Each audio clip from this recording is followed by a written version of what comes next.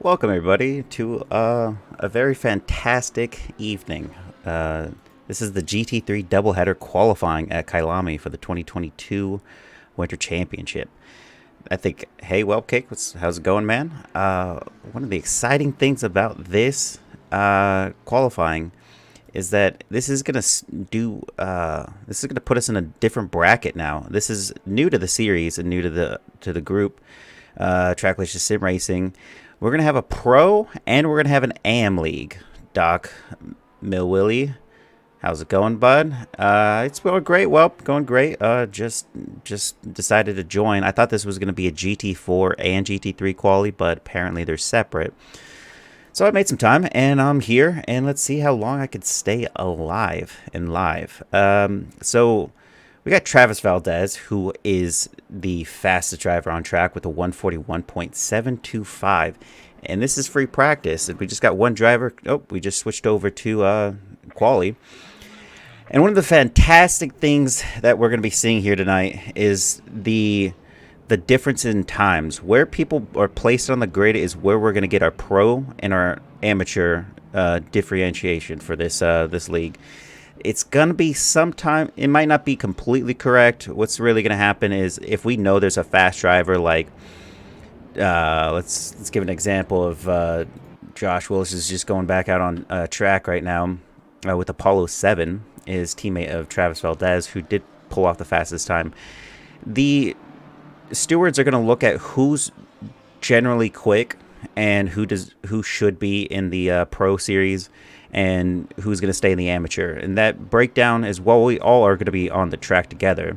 Mind you, there are 34 drivers in the field right now. That's the start of our series. It's always a bit high, and this is just qualifying. So some of the drivers have opted to not qualify as they've set qualifying laps through Whelpcake's help. With the server, he's been able to manually type in some of those times. So some of those drivers have already put in some good pace, and they didn't really want to focus on this race tonight. But this is a good representation of how many drivers are going to be on the field. I think we have over 38 drivers, maybe 40 now, and that's a big grid. I'm excited to see what happens here. Qualifying has started. Looks like Josh Willis is the first to go out there, and we'll go cockpit on him as he's going to definitely go a little wide. You know, this actually, before we go into cockpit cam, just take a good look. He goes far out a little bit to get that wide entry. Instead of taking it tight like you would in a racing line on your hot lap, he goes wide so he can get a little bit faster on that exit. That's something that everybody should definitely recognize. We're going to see a lot of yellows pitching out here as we start his hot lap. Killarinka, how's it going? Rocket GT, thank you for the follow 5 minutes ago. Sorry I didn't notice, but here we are.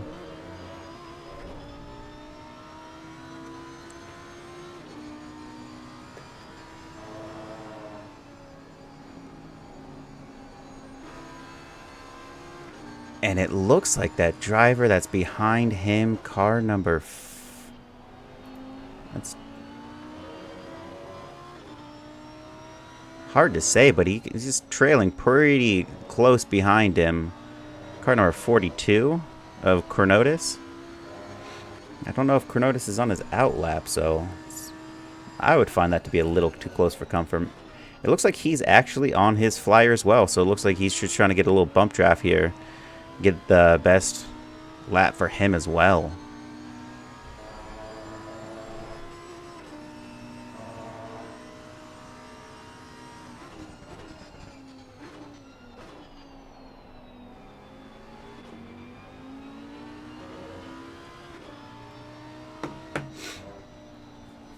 Oh, no. Right at the last possible second. Well, you hate to see it, folks. And that was Josh Willis of Apollo 7. And he has invalidated his lap. As we have Reed Aldred with a 143 flat. Ed Kerstetter coming in for Area 52 sim racing, pulling off an impressive 142. He's only fastest through Sector 2, though. Oh, and this quality chart is going to get toppled. We have Riley Manier, who's now just put in one of the fastest times with 142 flat. And just to give you a good idea of what's happening here, I'm just going to pop up some of these statistics as we are going to go on board with... Oh, no, he's still not out. Travis Valdez is the fastest driver on track at the moment in time, and he has not even put in a lap, and he has 5 minutes 23 seconds to go. We have Joseph Kostovich for 949 Sim Racing coming in at third with a 142.620. That's a new driver by my standard. We have Ricardo Rivera, who with a Puerto Rico E-Racing Club, coming in at fourth place. And that wasn't even the driver I was talking about. What do we got here? We have Will Campbell of 360 Motorsports. And he was the driver that he's putting in an impressive time. I've never seen this driver before, and here he is just joining the league. And that is an extremely impressive pace for this driver. We got Takis Weeks, partially phenomenal in that Lamborghini. A lot of Lambos going to be on the field in the GT3 series. It's going to be interesting to see where they're going to kind of pace out at. We have Ed Kerstetter crossing the line right now. Improves, but does not go fast enough to overtake Riley Manier for pole. Joseph Kostovich is actually putting off one of those impressive times that we should actually just go on cockpit and see how this driver is going to fan out. He's already 6/10 up on his time, and it looks like he's going to probably improve. And he does. Now he's 8/10 faster. He just has to nail these last two corners, and then he's home free to get back in the... And that is a commentator's cursive if I ever saw one. That is two drivers I have witnessed pull off impressive feats and are now invalidated their laps. Anyway, we have Aaron Free with no team yet. He has just pulled off the most impressive time of all, P2, with a 141.9. As Ollie Raza, what a maniac!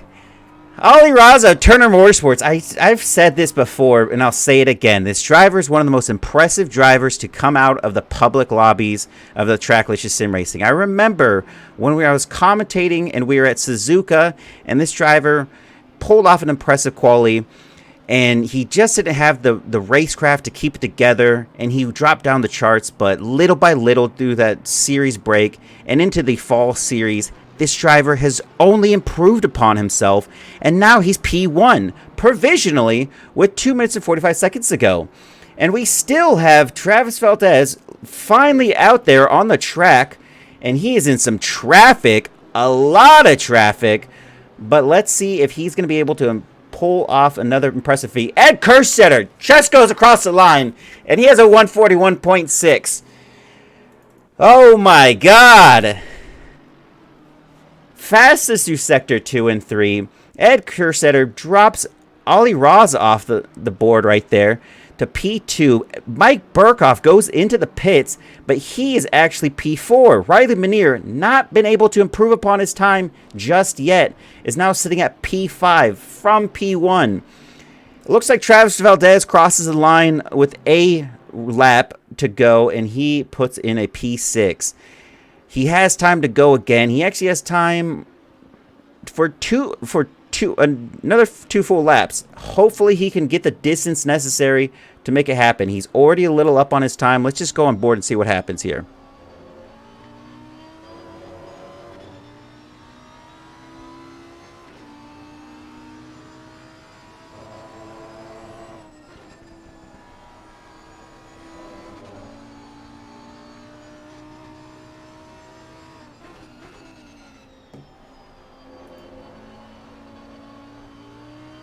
And by the looks of it, Riley Manier, who's just a little faster.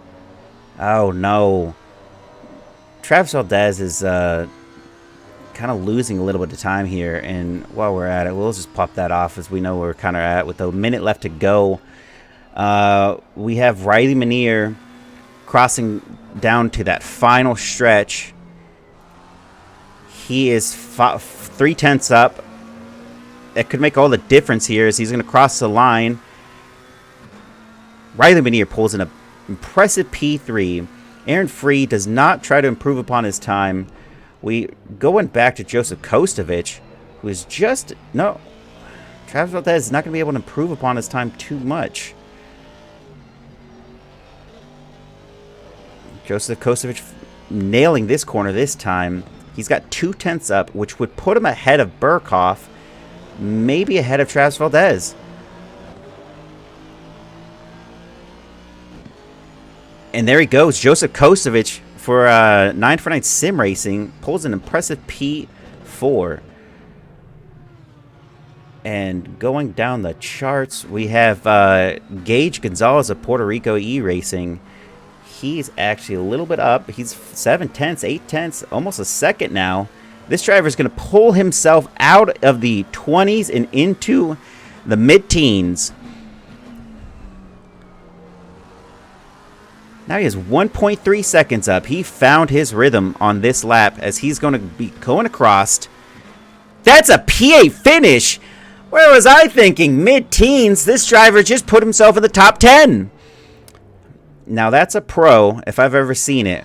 It looks like Travis Valdez does get that last lap across. He's going to actually go for it. He's a little positive.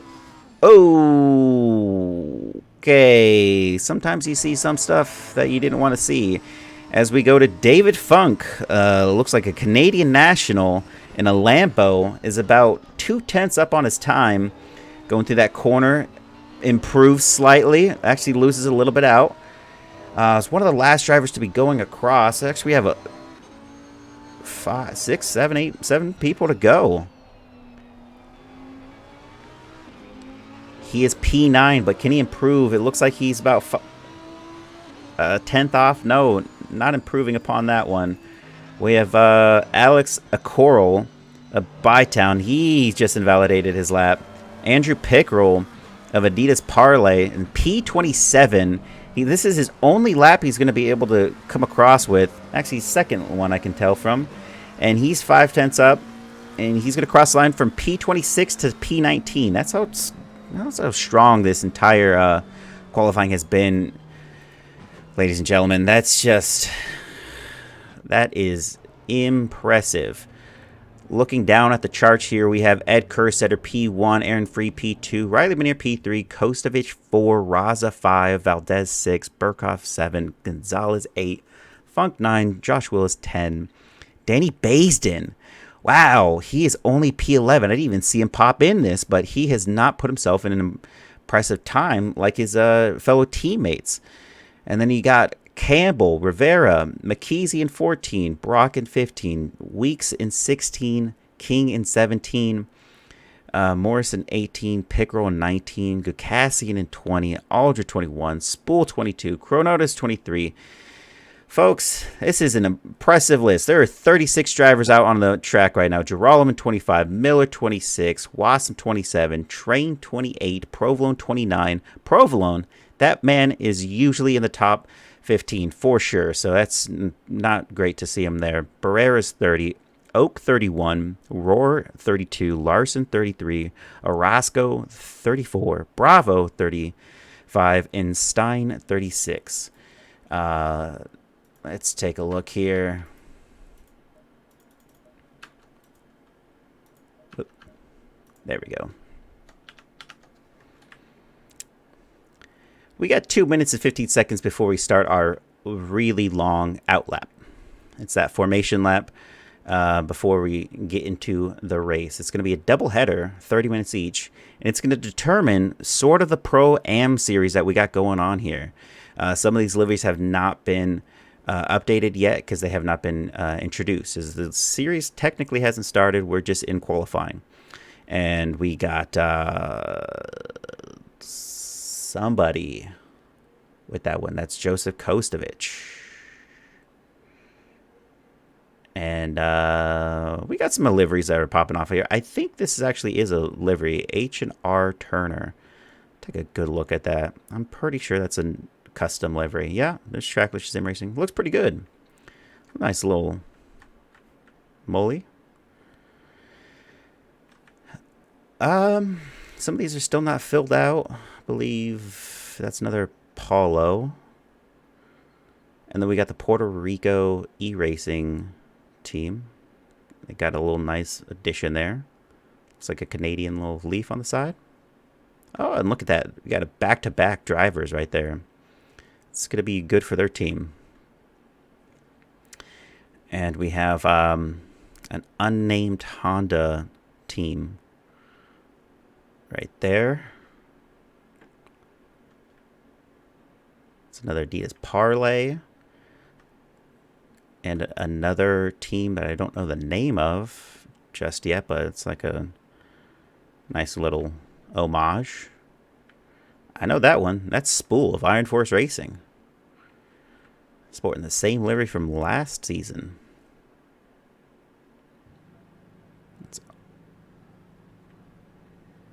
And trying to see if there's anything left there. There's a Parlay.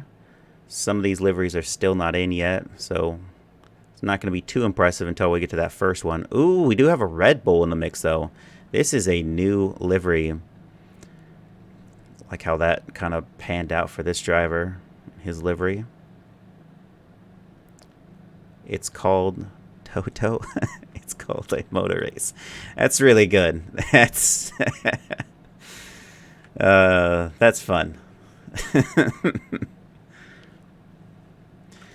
All right.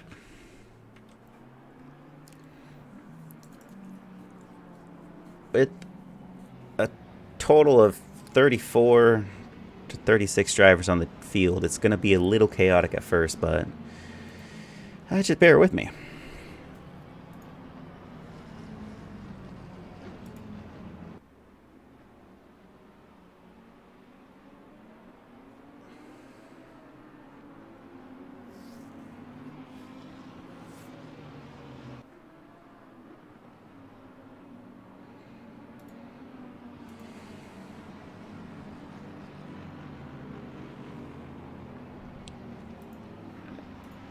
Now, I'm hoping some of you guys are really excited about what's going to happen here tonight. We have Ed Kerstetter provisionally on pole, who's going to be leading us out there with Area 52 Sim Racing. His teammate, Danny Bayston, probably held up in traffic, sitting at 10th place right now. Then we have a new, actually two people on the block that I'm actually familiar with. Three even. Will Campbell is sitting in 11th, and he put on some impressive pace to be in the top 5. Then you have David Funk. I believe David Funk is going to be a part of the Area 52 Sim Racing team, if I'm not mistaken. Might be a little wrong on that one. And then we have the Puerto Rico E-Racing Club really sporting themselves out to be out there in the top 10.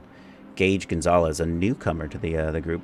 Invictus, hey, thank you for the follow, man. Appreciate it. Everyone here at Tracklicious Sim Racing appreciates that. We have Mike Burkhoff of the Red Third Eye. His teammate is not here right now, but Mike Burkhoff putting on impressive feat, being P7. And then there's what happened? What? Oh no. Jorge Barrera and Stein are in the pit lane.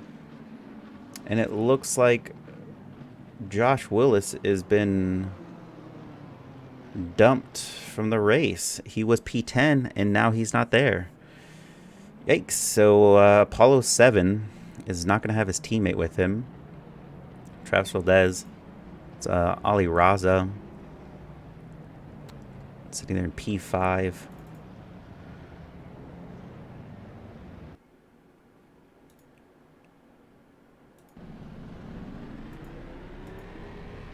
Trying to get a feel for these on boards real quick.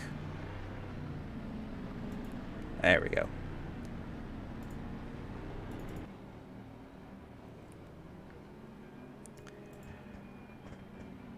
Wait, I actually believe Aaron Free is a part of the GT3 team, the Apollo 7 GT3 team. And here we go. We are green, green, green. We're going to go with a helo cam. We're going to drop back a couple positions here so we can take a look. Aaron Free trying to have a go on the inside line. Doesn't. But look at that. We have a 3 wide abreast going in that first corner. They're still keeping it together. A little off. Still 4 wide. 5 wide. Oh, no. There's a couple down in the backfield. Oh. That is Aldred off. Still smooth. 1 driver off. And that is car number 6. It is going to be a shakeup of the order through Sector 1. Car number 242 and car number 1 finally being able to get out of the pit lane to start. And that is Ed Kerstetter still pulling in P1. And that looks a little funky. It says Aldred is oh, there it goes.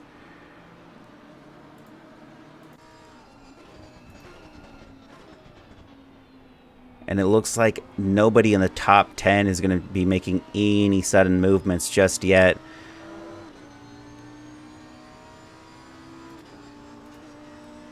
And that was one incident. Car number 5 and car number 26 came together. So out of 35 people on the 34 people on the grid, we had one incident through turn 1.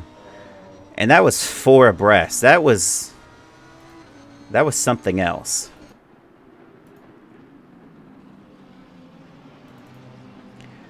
But Travis Valdez already making up 1 position over Ali Raza. Actually 2 positions over Kostovich. Riley Menier just made the fastest lap so far. 2/10 up on all those other drivers. Let's see what happens here as we pull ahead on the onboard of Travis Valdez. He's got a nice view of Riley Menier ahead of him. And Aaron Free.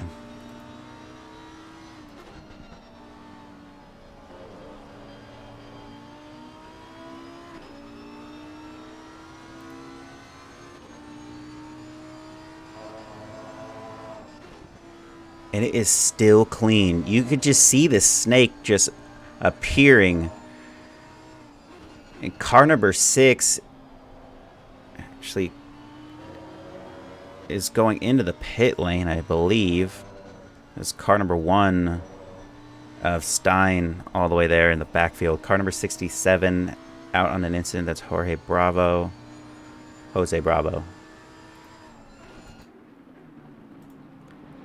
And we are still very close. We're 2/10 off, 3/10 off. A split of a second and a half from 11th to 12th. So there's going to be a little bit of a snake forming for where we already thought we have a Pro and AM series. And it is it's definitely appearing right now as we're still on board with Travis Valdez from the track cam. And you could even see even further down the pack we have a little snake splintering away there. A couple of groups forming, but no mistakes. No mistakes yet from any of these drivers at the top. Oh, no. And that is a driver down. Car number 82 of Jason Provolone of Turner Motorsport just dropped down the pecking order to 31st as he did not exit through that sausage curb that well. We have a few drivers making moves right here. Down the inside line, Constable Cody Wassam overtakes Eric Gukasian.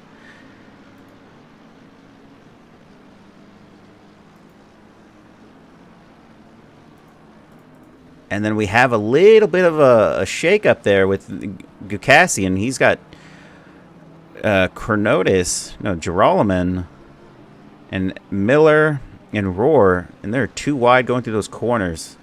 It's a lot. McKeesey overtaking Brock right there, I believe. No, that is Reggie King. Mike Burkhoff down the inside line. He sends it, and he has one over Gage Gonzalez. And Joseph Kostovich just behind Ali Raza by a 10th. We were used to seeing this driver in a KTM, and now he is in an Aston Martin. Oh, car number 13 of Gonzalez off, as there is an incident, and he's dropping down the order there.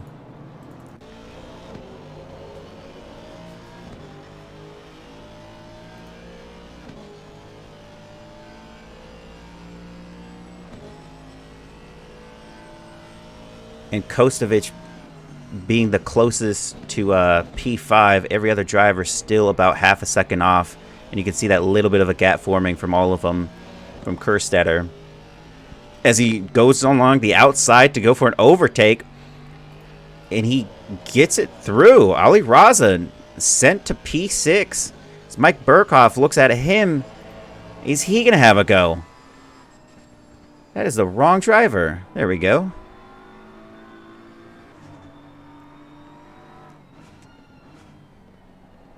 He is only 2/10 off of him. Now 3/10. Not building a large gap there.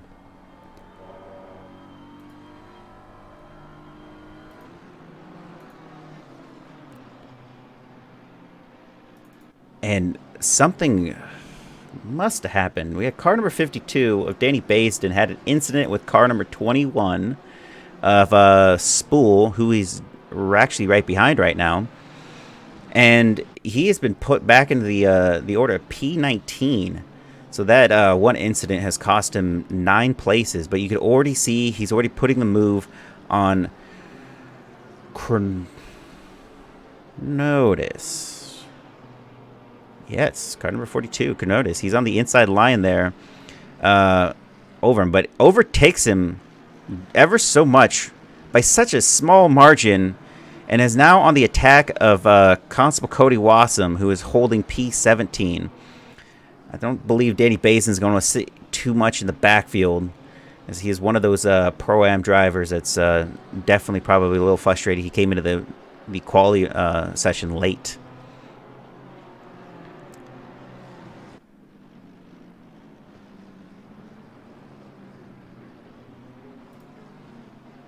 And we have Takis Weeks on the attack of Matt Morrison of that Honda. Ooh, we have a huge bunch up. That is a blue flag. So that driver is not actually in the contention, but we have at least a group of 5 formed right there. And D-Funk is also trying to make his way through the pack, as he is qualified in the backfield. And that goes, what is that? Matt Morrison? Andrew Pickrell ahead of Matt Morrison for P13. He's been ahead of him, but... Oh, we have a couple slow drivers. What's happening there? Oh, what the... Number 42 is off the track. He is going to be dropping down the positions. There was a massive... slow down there. I don't even know what to call that.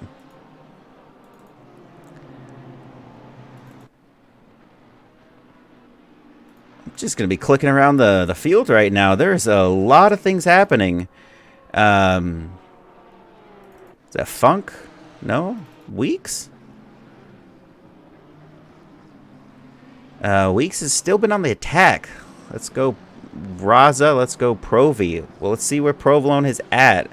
Has the other American cheese pulled off anything of feats? Ooh, there's a driver off in the corner there. That is the Red Bull. That is unfortunate. Jason Provolone getting ahead because of that incident. Who's that driver that is going incredibly slow? Is that car number 67? Jose Bravo of Tocos Locos. I apologize. It just looks like he's not keeping a relative pace here. Cardo Huasca. Hello. What did you miss? A lot of things have happened. Danny Basin is sitting at P18. He is also been overtaken by David Funk. I believe that is his teammate. Still don't have a clear picture of that.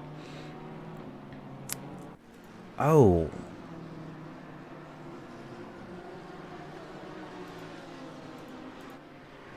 We're going to drop to the top 10 real quick and take a look here. We have Mike Burkhoff only a 10th off of Ali Raza, who's still holding P6. Aaron Free has dropped from P2 to P5, so he must have put in a mistake, or maybe he's just losing a little bit of pace. Tire wear is a big issue with this patch, so it could have been anything. But he had the consistency with those other drivers, but going by his last, he lost 3 seconds in that last, so he must have had a little bit of a slip up, which dropped him at least 4 positions.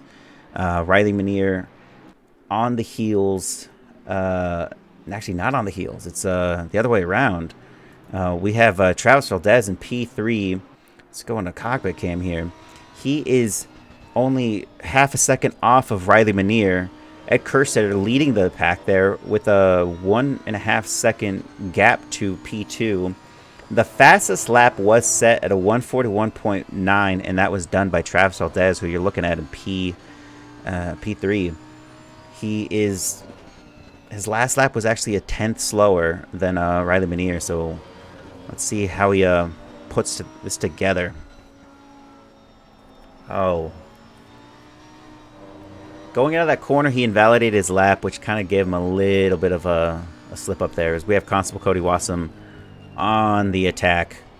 He is close by, but that is Danny Basin overtaking him. Unfortunately, he's sitting between an Area 252 sandwich, and that is David Funk, who got overtaken by Baston. That is not a position you want to be in.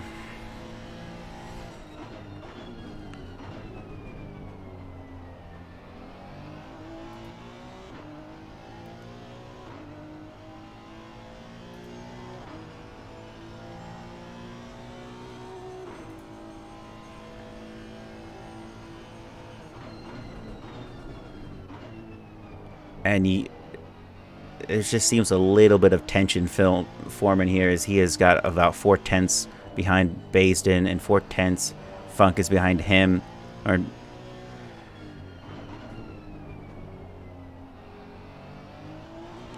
that pink stripe is getting ever so closer.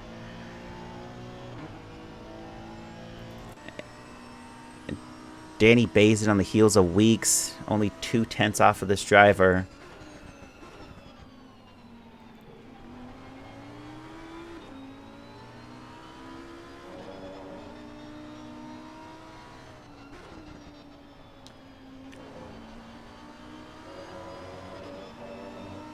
And I'm wondering where he plans to make this happen. Sending it through the inside line here is not ideal. Unless that driver is going a little bit slow. And you can clearly see Funk try to make the same approach. Just going to the outside line there.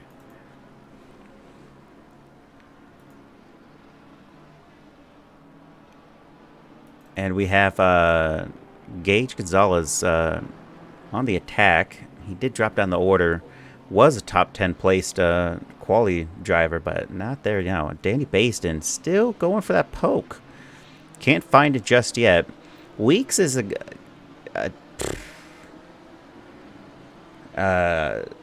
we got a 143.4 out of Weeks, but he's been maintaining position.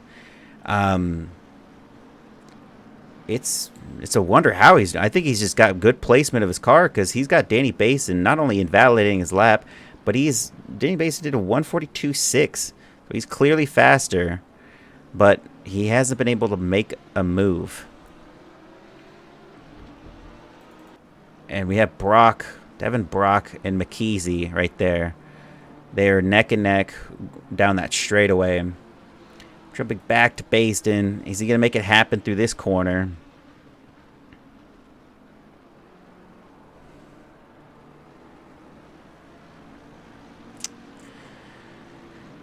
Yeah, I don't know where it's at.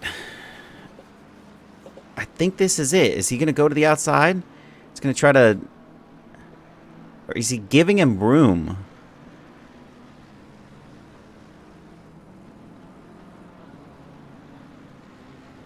Oh, sends it a little bit further. Is this the move right down to the inside line? He goes for it, and he's able to maintain that. I think that was the most Weeks was going to be able to do. He holding off Danny Basin for a full lap that I could tell is an impressive feat by any driver. And we got another slow car just kind of coasting by. Matt Morrison was side by side with Pickrell, unable to make something happen. But then there goes Danny Basin down the inside line, overtaking him. Possibly. Is it going to... Oh, they tap! That is contact. And I think he lets off a little bit. Danny Basin going ahead for P14. As he pushes ahead, we got more action afoot. We have Matt Morrison being on the defensive, side by side. Oh, gets tapped, and now it's a little hard to decide what happened there. Funk goes by. And that is 2 drivers that he has lost out to. 3 drivers, because Constable Cody Wassom's actually ahead of him as well. That's a deep sword for Matt Morrison there. As we have Andrew Pickrell being overtaken by Danny Basin. Now Danny Basin is in P13. The 1.8 second gap. There's close racing everywhere. That was some Checo defense, that Honda livery too. Yeah, it was a really impressive defense by Weeks there. I did not expect him to just keep his plate. He was down significantly in terms of pace, but it was able to just keep him back there. What an impressive feat. We have Joseph Kostovich. Well, actually, we'll just hit to 2 of these real quick. We'll go Ricardo Rivera on Will Campbell. And Will Campbell's a new addition. So is Ricardo Rivera, if I am not mistaken. And they're neck and neck. They're only paced off by just 1/10 lap by lap. And they are about 3/10 off of each other right now, 4/10. Kostovich is also 4/10 behind Travis Valdez for P4. And let's see. Whoa. Yeah. That is pressure from Joseph Kostovich of 949 Sim Racing. Tony Darkness, thank you for the follow. If you're still here, really appreciate it, man. Sometimes these the active feed just isn't the thing I'm looking at the moment, but appreciate it so much. Everybody at Tracklicious Sim Racing does appreciate that.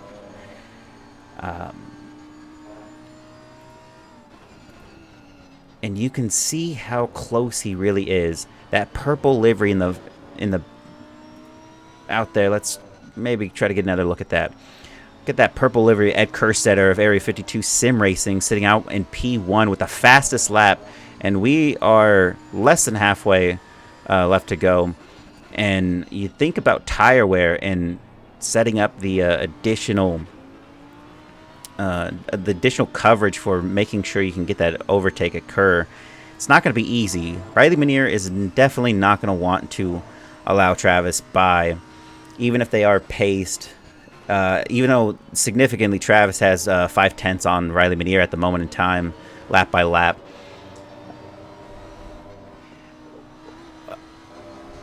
There was a big crash in turn 1. We got a P26. So we got number 26 and number 21 incident between the two of them, and that is, well, Spool. Spool has been in an incident before, and then a Coral in P20. So we had a guy from P20 and P29 getting an incident. That's unfortunate. And it looks like some yellow flag incident occurred at the back end. Maybe just a slow lap. Ooh, look at this. We got David Funk, only 1/10 off. A lot of... Oh, you see Weeks going down the inside line over Pickrell. Does not make it happen. And Funk does not make it happen either. This is a train separated by just a few tenths, people. This is for P14 through P17 right now. And Tony Darkness, just to answer, we do stream all of our races. We try to, at least. This is the GT3 Winter Championship qualifying doubleheader here, and then we're gonna see. We're actually the first time ever we're gonna be positioning people in the Pro and Am series. So we're gonna take the best of this group and put them in their own series so that we can get a P1, 2, and 3 finish out of the fastest drivers of the Pro Series and as well as the AM Series. That way everyone has a shot at a good title. Look at that. Oh, Wassam taps, and he is off to the side. And just like that, Weeks is able to recover. Wassam goes sideways. And that is car number 77 with the... Oh, no. Travis Valdez. I don't even know what to say. He is P6 right now. And it's something happened in that last corner. He has just dropped down. Riley Manier's P2, Kosevich 3, Aaron Free 4, Ali Raza 5. So that shakeup from the top 6 has been consistent. Mike Burkhoff is not even close enough. He's 2.5 seconds behind Valdez. Yikes, as we have Riley Manier finally getting in arm's reach of Ed Kerstetter, only 4/10 off. And just going back is for sure on Sundays we will be airing our live of the GT3 Winter Championship Series, and that schedule is available at the Discord as well, I think, well on Twitch. And then this Thursday, we're going to be doing the GT4 qualifying doubleheader or single race. I'm not sure, but it is definitely going to be interesting. The GT4 series is one of the most exciting series to watch. Very close racing. And while he reels him in, he's still a 10th off. I'm going to go back to Rivera, who's only... he's 8/10 off, and Rivera's only a 10th off right now. He's P9, fighting for P8.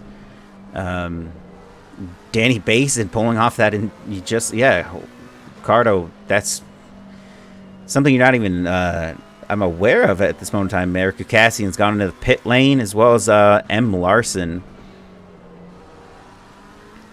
That is Stein with the yellow flag there in Sector 2.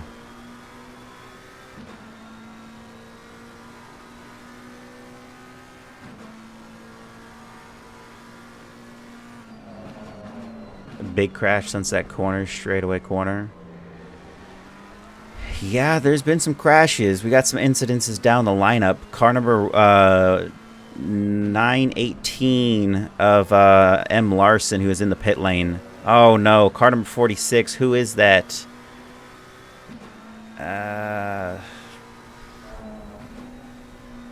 can't tell. That's not a driver. Maybe. Just... Car number 21, maybe? There have been some funky business happening. We got another driver off into the pit lane. No. Oh, they're just slow. I think that's what it is. That is impressively slow pace that we're witnessing there. Is Rivera still on the attack? Looks like that is McKeesey in Basden? Look at that.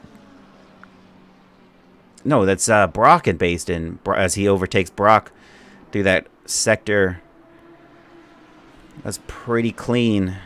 Actually, it was even more of a gap than he did on a couple other drivers through that same corner.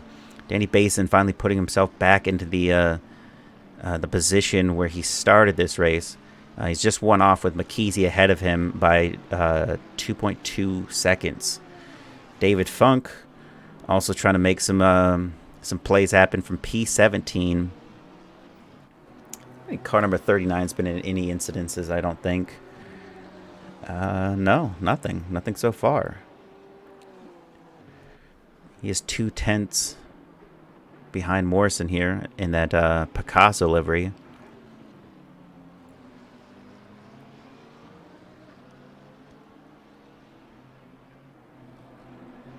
And we haven't really been seeing anything kind of exciting happening through these corners. It's this corner up here that we've seen a couple overtakes. We got Mike Burkhoff side by side with Travis Valdez. He overtakes Travis Valdez.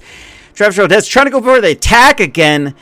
Oh, he's not going to let him get away with it, but he doesn't have much to defend against. He's lost some pace, and it could have been because of that situation that happened earlier. And that's Ricardo Rivera on the outside line trying to have a go at Campbell.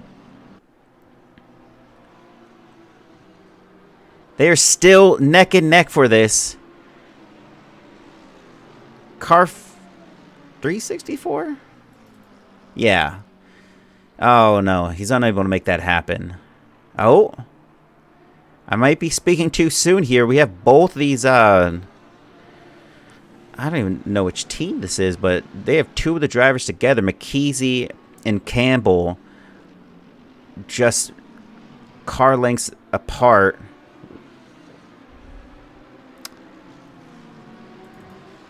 Danny Baisden, a 10th difference. Mike Burkhoff, what happened there? Travis Valdez regains P6, and Burkhoff is now trying to overtake McKeesey through that first corner. And he's unable to make it happen. Let's go to a helo cam for further inspection. Whoa! Burkhoff is way off. And that is Brock carrying so much speed, he had to slow down. You can tell he did, because now he's 2 car lengths behind Burkhoff. Burkhoff losing multiple positions to that insanity. And there he goes, just falling behind. We have Riley Manier now back 4 tenths, 5 tenths. He has been technically slower by just a couple hundredths. And if anyone knows what hundredths are, that's when we move the decimal over a little bit. Whoa! Is that a send from... he's got a good clean exit there. Car number 364. Oh, no. Campbell is sideways. Ah, man. He had a little bit of an incident going up into that corner. And he has dropped down the positions as we now have Danny Basin sitting in P9. Into the points he goes. Wow, and Burkhoff's off again. Oh, and that's another driver back there in the backfield as Brock overtakes Burkhoff. Is that Weeks? That is not Weeks. That is another driver. Car number 1 of Stein, of Taylor Stein of Belgian Audi Club. He's going to have to make something up happen here. And we have Ricardo Rivera still getting... Whoa, what? Car number 7. Travis Valdez. Oh. There's a lot of overtaking happening by Danny Basin for sure. He has just gone up 2 positions, I believe. Where's Basin? P7. Oh, no. Valdez missing his braking point. Maybe. He's lost several positions. He's now P9 from P6. McKeesey up there. Only a second separates those 2 drivers, with Rivera behind Baisden in P9. And Mike Burkhoff is definitely going to be the one to have a go at Brock. He's made mistakes, but he's not going to let a McLaren... Wait. That's not the right driver. Yeah, it is. This is the first time I'm seeing a lot of new cars on the track. We have a variation that is like no other. Sure, there's a lot of... and that is Mike Burkhoff overtaking Brock for that position, that McLaren. With the leader on the final lap, are we going to see something happen out of... Brock just going a little wide is going to give Campbell all the antithesis he needs to get ahead of him. And with 8 tenths difference, I don't believe Riley Manier is going to be able to make anything happen. And we'll watch it closely, but we'll go over to Will Campbell, who's only 2 tenths off of Brock here.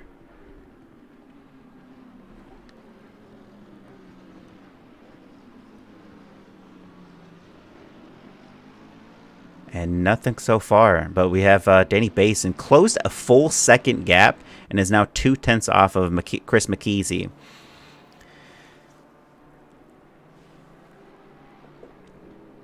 This is the final lap for all these drivers that have crossed the line so far. And anyone behind that, in front of that triangle, as Basin is going to try to improve upon this. He's got to find the gap somewhere. He tries to hold him off there. McKeezy really stretching his car out there. Riley Minier has actually lost the gap to the P1 with a second and a half. Kosovic isn't going to be able to make anything happen there as well. Ollie Raza might be able to. And that is Denny Basin on the outside. Is he going to be able to make something happen? And we have Ed Kerstetter about to cross the line. Ed Kerstetter at the start of the Winter Championship here at the 2022 Trackless Sim Racing for the GT3 Series. And that is qualifying half of the doubleheader for Ed Kerstetter in P1. As Danny Basin's going to have to pull off something incredibly aggressive here to get that overtake, but nothing. He keeps it clean. And that is P2 for Riley Minier. Basin crossing the line at P7. Kostovic P3. Aaron Free P4. Ollie Raza P5. Let's see. McKeezy P6. Rivera is P8. Weeks is P9. Burkhoff is P10. Reggie King is P11. We have Andrew Pickerel for the Adidas Parlay picking up P12.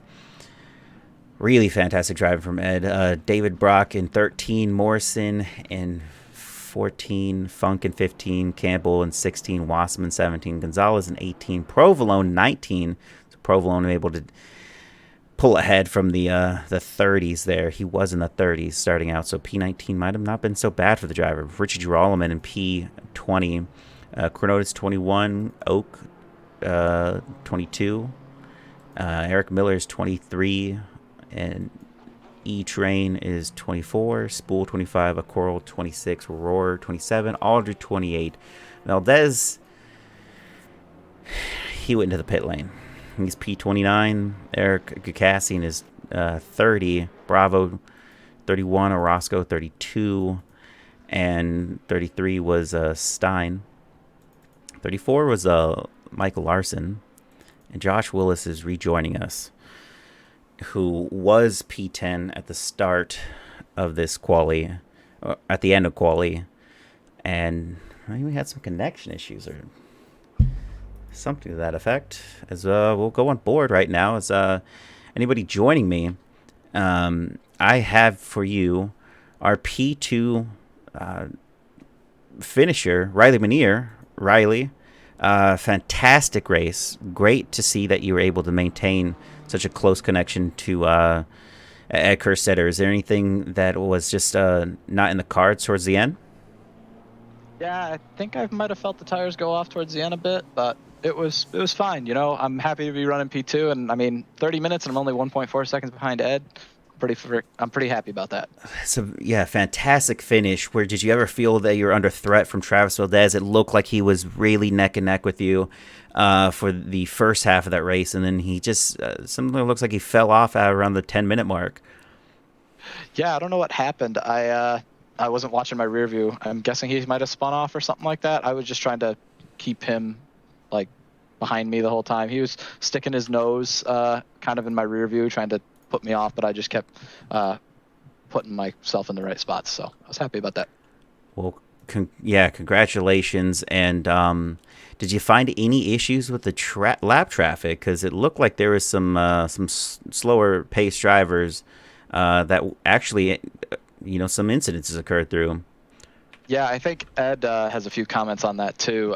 There was a lot of I don't know if it's people trying to sandbag to just pretend to just screw around and just trying to get into a lower split, but I don't want to tolerate that, and I know a lot of us don't want to tolerate that either. I think for the first like 10 minutes of this race, I think we were all with every single person to the person behind was like within a second of each other. So it's the top 10 is looking really close, and I'd hate to see people trying to sandbag just to try and win an amateur championship. I want people to, put themselves in the right space. Well, that's the thing I would probably say is a little different because what really looked like to me is we started this race with 34 on the grid, technically 35, but what ended up like it was a full serpent. It was a snake, and it took like 3 or 4 laps in before we started to see some gaps fill that were like even. I would say that I was more impressed the fact that the back half of the field was able to stay within such a tight margin for the first 4 laps, and then things just started to spread so vastly wide.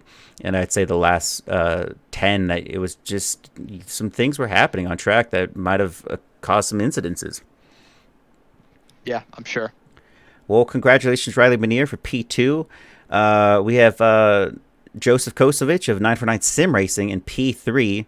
What a fantastic finish for you. Amazing quality. You're no longer in that KTM, and we're no longer the GT4 series. So, Coasty, fantastic drive. Was there anything that you saw ahead of you that just allowed you to get by? Because I know that you were really contesting with Travis Valdez for a while. Yeah, I had a bad turn one. I got pushed really wide of no fault of anyone. It's just congestion, and I should have went inside and ended up going outside. So I got dropped back a couple spots from qualifying immediately. So I was right on the bumper, and then I just got lucky and was able to capitalize on some faults. So I can't 100% say that was all my driving, but I'll take it. Well, what a great finish. It was awesome to see you up there on a podium again. And Ed Kerstetter, the only driver from Area 52 Sim Racing to jump on the podium and to finish in the top 5, I believe.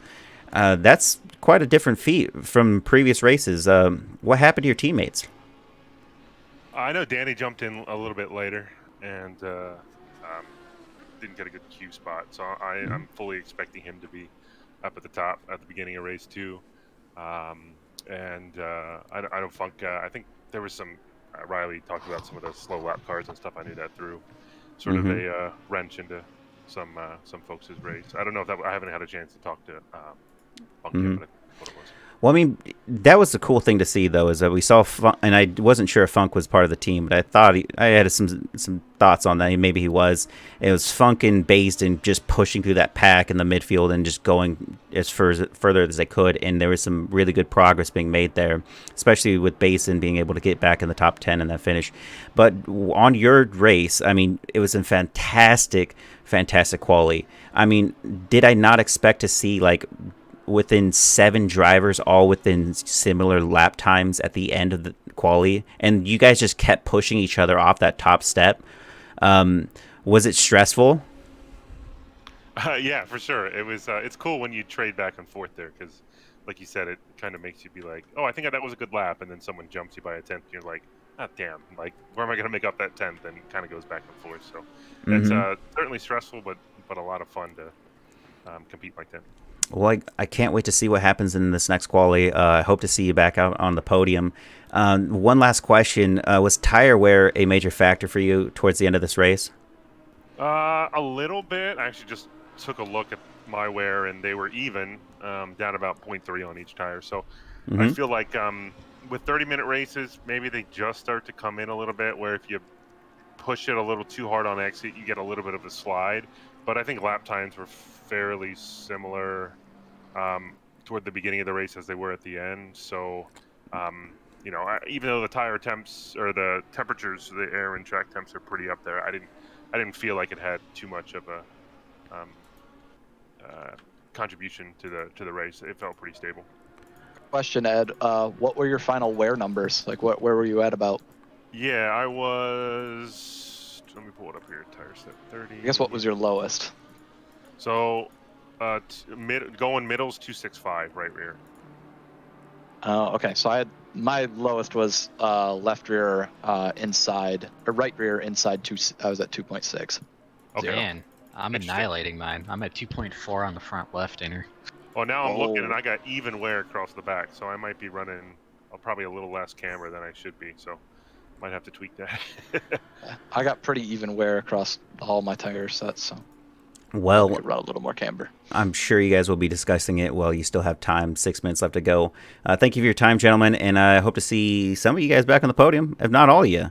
But some other drivers are going to be able to get out there on field for this quali, so I just hope to see some fantastic close racing. Yeah, clean. Thanks. Yeah, Thanks. you guys We did hope for the great. same. Yeah. Yep, thanks. Take care. Take care.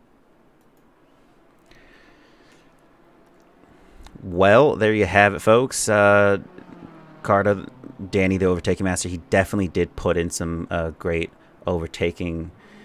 Coming from, what I would honestly say, what was most weird about that is that Baisden did.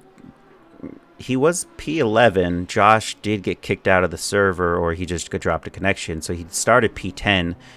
But as far as my knowledge on what happened in this incidents report, we got Danny Baisden is car number 52. Oh, yeah, 5 minutes into the race, he had an incident. He actually had 2 incidences. He had 3 incidences. 4. Wow. So 5 minutes in the race, Baisden gets hit or hits someone else. It doesn't register who hits who. But car 13 of Gonzalez, who was also in the top 10. So them dropping to the back of the midfield makes sense because Gonzalez and Baisden both went back. So they must have touched 5 minutes into the race and kind of set them back. Had that incident not occurred in that 5 minutes window, I think that we would have been able to see an impressive feat for Baisden to get the top 3 and chase him down. And to Kosovic's credit, like he said, he raced a good race. But what we did see is Aaron Free, he made some mistakes. At some point, he didn't have any incidences on track that were witnessed through the race control. So he just must have went off and lost his position. And then we got Travis Valdez, who also just made some unlucky moves, and it dropped him back.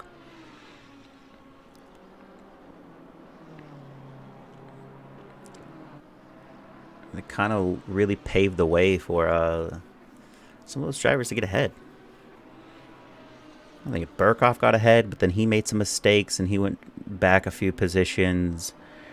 Ali Raza was up there. Did Ali Raza finish in a pretty respectable position, if I recall correctly? Well, I still have a chance to go. Oh, I did. Let's take a look at the timetables. Yeah, Ali Raza finished P5, Aaron P4. So those drivers were able to still maintain their race for the most part. And just one of the cool things about what's happening is we're going to have a lot of M4s out on the track, but Lamborghini, Audi, Mercedes, AMG, McLaren, the Porsche 991, the Honda NSX, then we got another Honda. I think that's the same one. Yep. Oh, the AMR Vantage, run by Kostovich. We got a lot of cars on track. A lot of variation. I think that's the best thing to happen to this league right now is, sure, there's a lot of Lamborghinis. Sure, there's a lot of BMWs. But just having all that variety, especially since the top 10, they were driving those. Was it? Oh.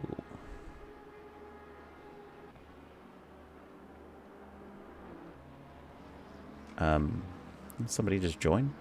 Yeah. Well, actually, this is one of those things where, while I have a second, got a minute and 48 seconds left of free practice, and then we're going to quality for the second half of the double header here at the GT3 qualifying session here at Kyalami. And then I think it kicks back up next Sunday for the GT3 series, starting off the first round, as qualifying for the GT4 series is going to be this Thursday at 9 p.m. Eastern Standard Time. And what you're looking at here is the Red Eye Racing. It's actually pretty impressive. This is one of the liveries done by the Tennessee Tornado Jet Black, aka Elroy Jetson. And I forget out his whole thing. We like spicy wings. This is the livery. I don't quite... What's that one? English?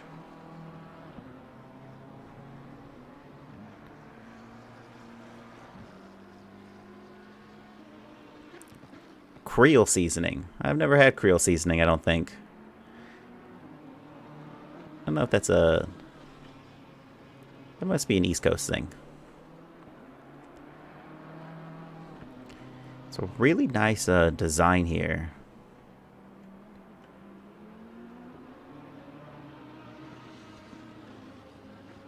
Oh, and there you go. There's Lindauer. Got a couple of the names there. There's Burkhoff. Burkhoff's a couple stalls down, but he doesn't have the livery installed just yet. As we have just a few seconds left to go before we start this race, or this qualifying session.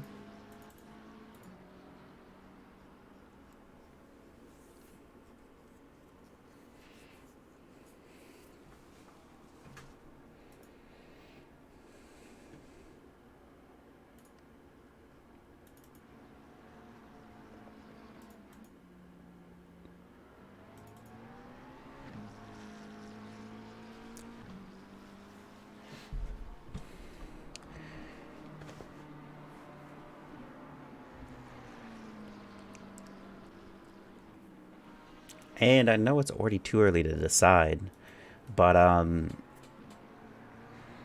still think we should do driver of the day if anyone in chat thinks has any ideas for who that might be. We have Basin with the overtakes coming back from the backfield, starting in P10 and then finishing in P7.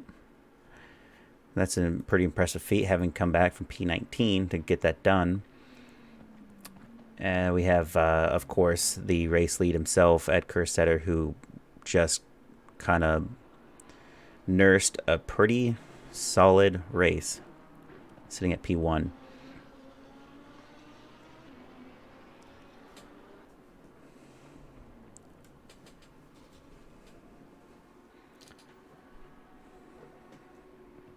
And just give me a few moments.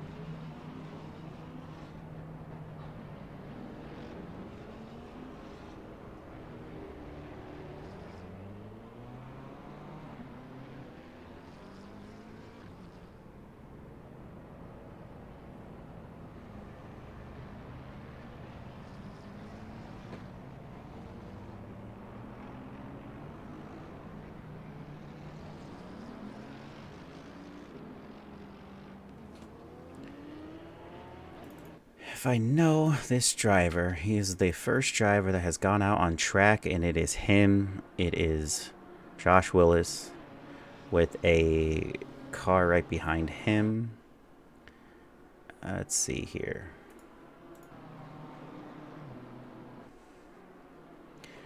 We got car number 42 of Cordotis, one back. 85. Number 85. Jarek Snyder, who is sitting second on this outlap. And I will switch over to how they're going to do this in just a second. Oh, I think I can take a brief look at what's going on here. That's I think that's Cardo Racing. Don't kill me. That's very obvious. No one wants that to happen. Kind of a no-nonsense livery. Don't kill him, people. He doesn't want it to happen.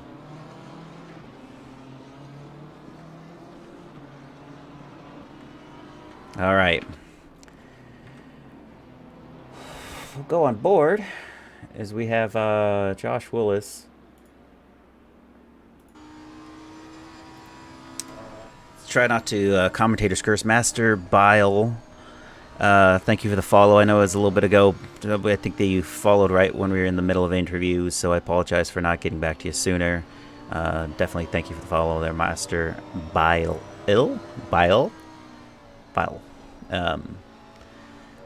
Looks like Josh Willis has this underhand as he goes up. Now, just where his braking is, it's pretty smooth.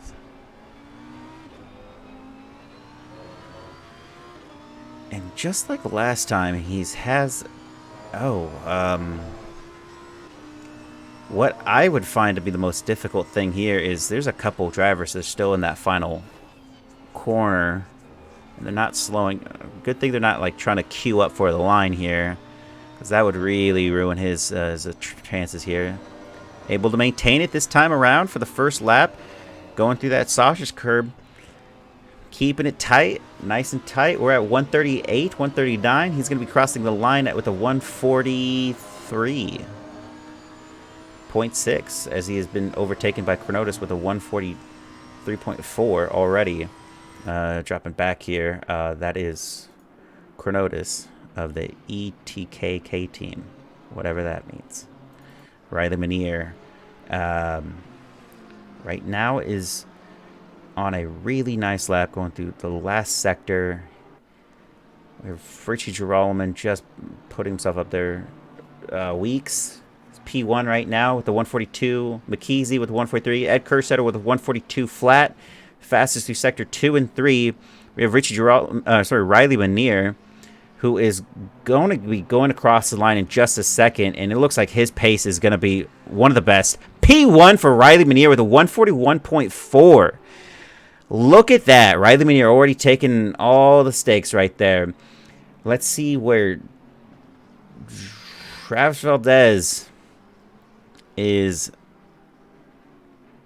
Where is he at? He has just crossed the line on his outlap. So we'll get back to him. Aaron Free. Oh, goes a little wide and invalidates his lap. That's unfortunate for him. Joseph Kostovich is right there, though, so he's going to be picking that up. And he's going to be going across. He's got a 139. I don't think he's going to be able to make it. I spoke too soon. That's a 142.3 for Joseph Kostovich. Now we just got to keep finding where these drivers are at. Daddy Bazin has crossed the line for his he's going for his hot lap right now.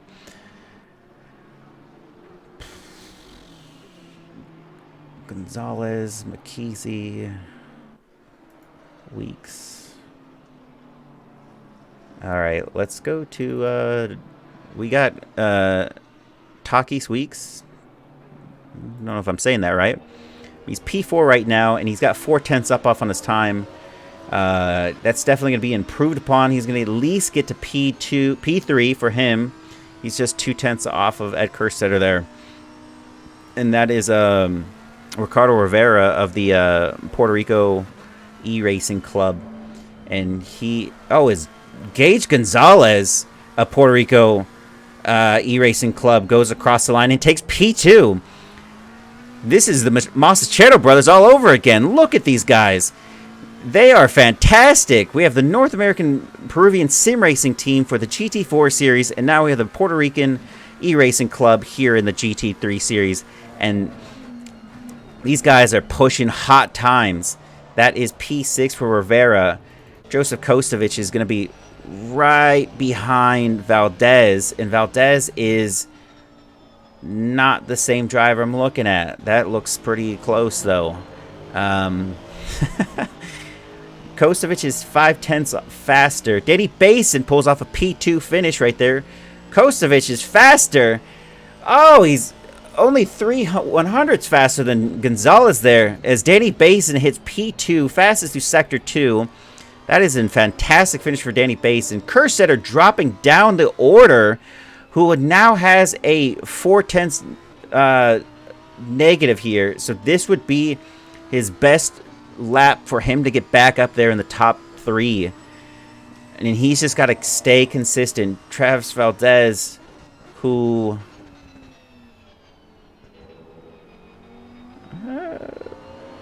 is P9 on an invalid lap. I think Weeks just pushed himself up there again.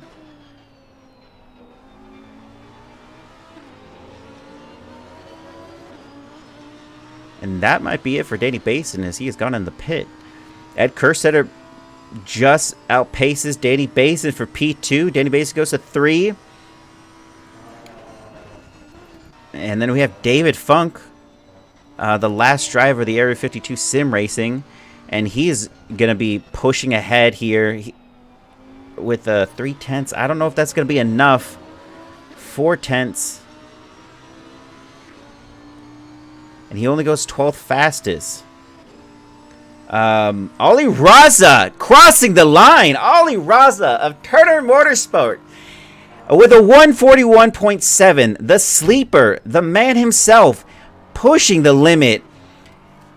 Oh, I just hope that he has the pace to maintain that finish for this race. He qualified great last. He's qualified great this time. Kostovic overstepping both the Area 52 boys, and that is a P3 finish for him. Provisionally, he's got 1 minute left to go. Let's see who else is on the track here who's going to improve even more. So we got... Oh, that's going to be it for Joseph Kostovic. We have Travis Valdez just behind Constable Cody Wassam. And Andrew Pickerel going across the line. He's going to be picking up P18 from the 20s. It's a nice split for Andrew Pickerel. Constable Cody Wassam's actually 4/10 on his time. Whoa! Was that Red Bull is just sitting there parked on the side. And maybe this is a nice little toe for Valdez to gain some position. Oh, he's actually just minor on that. It's a Constable Cody Wassam that's going to be able to improve upon his time. He goes P19. Valdez was then able to get more out of that. He's got one more lap to go, and maybe he's going to try to make it happen right here. Maybe Wassam's going to give it to him. Maybe he's not, and he doesn't, and sometimes quality is just about order, and that's all you can really say. There's Devin Brock is going to be crossing the line here. He's going to take P12 from P14, I believe. That kind of rounds it out. Ed Kerstetter went across the... Oh, wow. Ed Kerstetter, with the final remaining time, was able to overtake Riley Manier for provisional pole. And now he sits with Raza 3, Kostovic 4, Basin 5. Basin's back out on the track, though. Is he going to be able to find that little bit of room to make it happen? He's got... He needs a lot more than 1/10 here. He's almost at 2/10 on his time. He's going to need a full 4/10 to make a big difference here. He's almost pushing the 3/10. It's one of the last drivers to go across. David Funk isn't able to improve upon his time. He's also invalidated his lap. Ricardo Rivera is also unable to improve upon his time. with 3/10 up. Danny Basin goes to P3, rounding that out. What an exceptional quali. And bear in mind, everybody, that this is the qualifying session for the season. A lot of these drivers that are in these top scopes, we have 1 through 8 in with a 141 time. Those drivers are definitely going to be in the Pro Series. And then you had drivers in the 142s, probably also in the Pro Series. And then when you get to the 145s, the 146s, the drivers that are like maybe 3 or 4 seconds off pace, they're going to be in the Amateur Series. So it's going to be split into 2 series. Everyone's going to be driving together for sure. But what you're really trying to do once it gets separated is try to drive for your own championship, which is going to be a pro and an amateur championship. And we got about 2 minutes 49 seconds left before the session start. And if anyone didn't catch it from the last time, let's just quickly glance over at our leaderboard. That is the Adidas Parlay there in the back. Not a lot of liveries are in just yet, so some of these might not look too fashionable. This is a league known for its liveries. This is actually an H&R Turner. Not entirely sure what it is, but that's the Ali Raza, Reggie King, and Jason Provolone livery.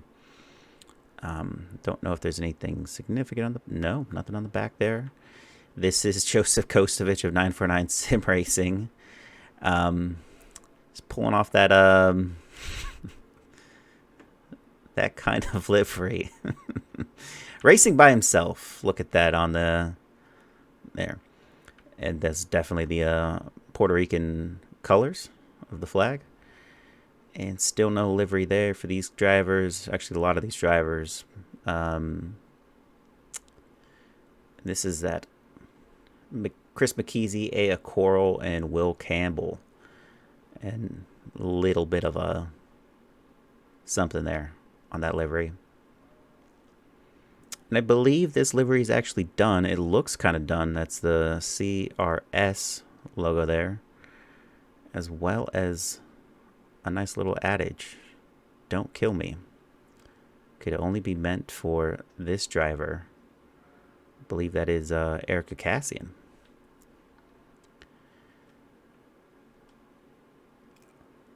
And we have Mike Burkhoff of Red Eye Racing. The Adidas Parlay there in the back. Little splash different. That's Andrew Pickrell. Constable Cody Wassam doesn't have his livery done just yet. Yeah, those eight. Look at that. The H&R boys sitting together on the same line. Oh, and there's the Red Eye Racing with the complete livery. It's like a weird I'd say like a hot sauce. Something about hot sauce and barbecue. And the final Adidas Parlay. And the Picasso of Matt Morrison. I believe he made me install this one just for that. Iron Forge Racing of Spool. Car number 21. Still nothing there. Ooh, we do get to see a nice Red Bull.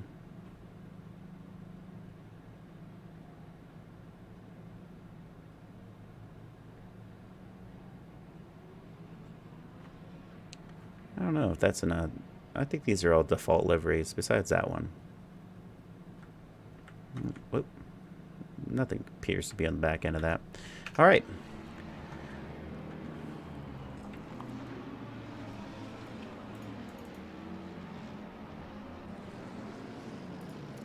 Let's switch to the yeah.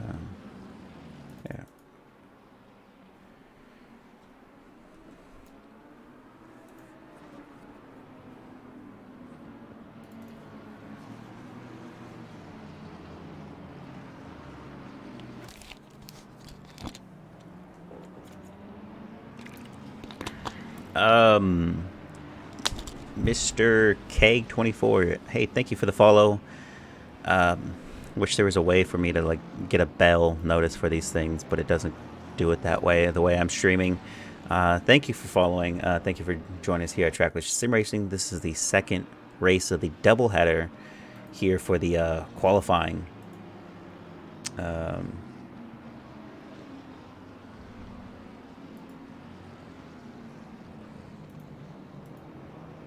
As Thursday is going to be the GT4 qualifying session, as well as I'm not sure if we're doing any more qualifying sessions, but I do know that we're going to be doing a Tuesday iRacing spec Miata base content series, and it's going to be I think a Miata LMP thing, if I'm not mistaken, but it might be the Miatas. So anyone that's interested in iRacing, that's also going to be available for the Trackless Sim Racing event calendar, as well as the Saturday Endurance League that we're going to be doing. It's going to be a very extensive endurance racing. So if you're into that sort of thing and you want to join us, just click the button for the Discord. And everyone here is really friendly, so just say hi and join us. We usually do public lobbies on our own Trackless Sim Racing server, this one right here that we're watching this race on. And sometimes we do some really cool, interesting, fun things. Like we did a full spec Miata. Oh, no, sorry, not Miata, Maserati. And that was interesting. The Maserati is a very interesting car to drive. I would say a lot of fun. There's a lot of fun to be had. And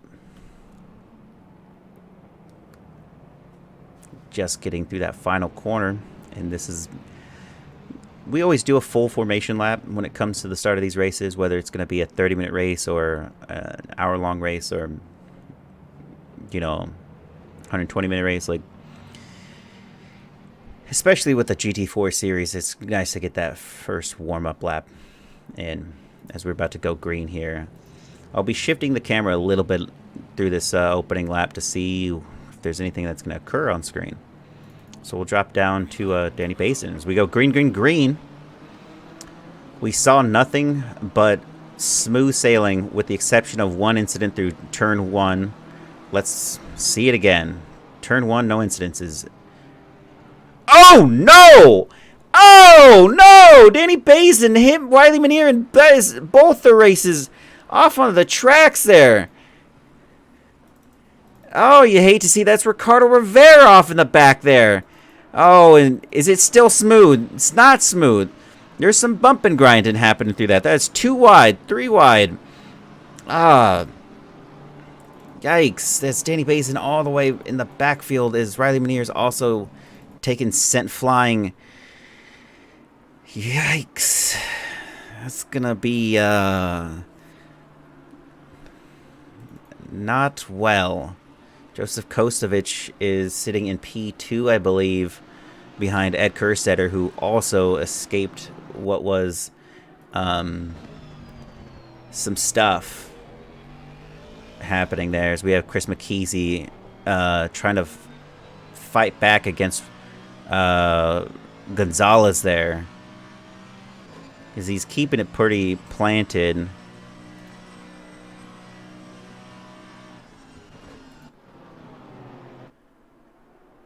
And that's McKeesey right there in the middle of those two cars. Still holding it together really well. Not seeing anything happen. Oh, Will goes a little... Oh, no! Will hits car number 99 of Aaron Free. And he is off the side there. Is he going to have room to get back on the track? He is, but it's not enough. He lost a lot of positions there. And that is Aaron Free up into P3 with Travis Valdez picking up some places there as well, as they're going 3 wide through that. That is a lot. That's Weeks right there in P5. And that is Gonzalez P7 trying to get P6 right there. Mike Burkhoff P8 in that red car. Ali Raza in the yellow. Ali Raza's already been dropped down several positions. That is unfortunate. Travis Valdez in P4 right now. What? And by a stroke of confusion, Ed Kerstetter has invalidated his lap, which meant he went off completely. And whenever he went off completely, that gave Joseph Kosovic the amount of space needed for him to get ahead, and he's now up by a full second to Ed Kerstetter.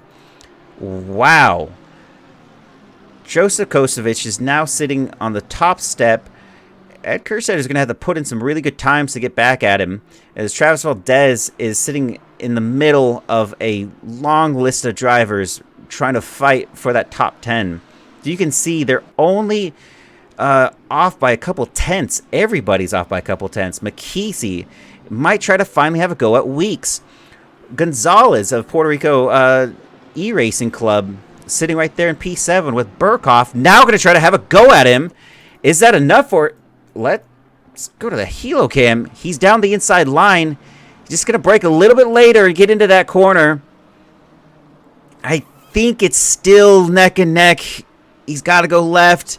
Oh, he gets ahead of him, and there goes Mike Burkhoff, quickly making pace. Oh, that is beautiful. And there's this Travis Valdez against Aaron Free. And it's hard to tell because they're both white cars, but I believe that is Travis Valdez that we're looking at. Sometimes it's difficult, but it looks like he overtook him right out of that last corner. And there goes Travis Valdez of Apollo 7, sitting in P3, 4 seconds behind, 4.4 seconds behind Ed Kerstetter. Yikes, that's already like a strong situation happening there. Going down the track here. Let's take a look. There's a lot of close driving still happening in this race.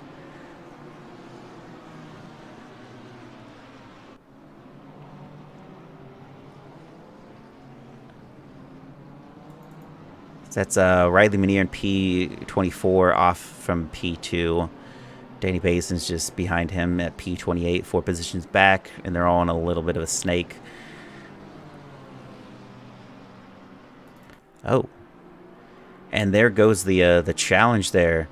Ed Kerstetter now within that second gap, getting closer ever so slightly to Joseph Kosovic, who has just set the fastest lap.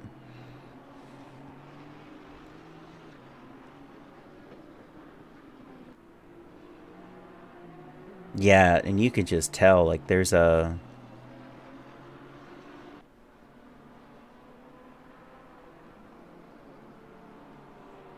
a 10th difference between these two, and he's actually right on top of him. And is he going to be able to try to make something happen here?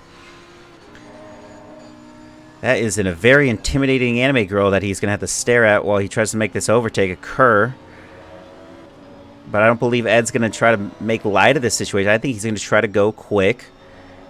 Not trying to waste his tires. He knows that with this update, something... Oh, and that's car number 19 off. Car number 19 is Train. He has gotten into the pits. Car number 39 is also off track. Car number 39 of David Funk. Yikes. That's car number 46 of Richie Girolamo, also off the track. They're... some minor incidences, maybe. Everyone's keeping it clean through that. That's Matt Morrison that we're on board with from the unnamed Honda team. And Weeks trying to go down the... pulls back in, doesn't want to hit that sausage curb. He's just trying to keep it together here. He's P6. That's Chris McKeesey ahead of him. Aaron Free... P4 Valdez, and we can see those Lambos all in the top 10. I think this is a Lambo series for sure. Dropping back to Ed Kerstetter on his cockpit. He just did 4 tenths faster on his last lap to Joseph Kosovic, so it's quite possible we're going to be seeing... Oh, Odyssey Gaming VR in Junie... say that. Junie Seed, thank you for the follow. I really appreciate it. Thanks for being here. This is the second half of the doubleheader for our qualifying series. We're qualifying before the series starts. Round 1 will be next week. And our qualifying for the GT4 is this Thursday.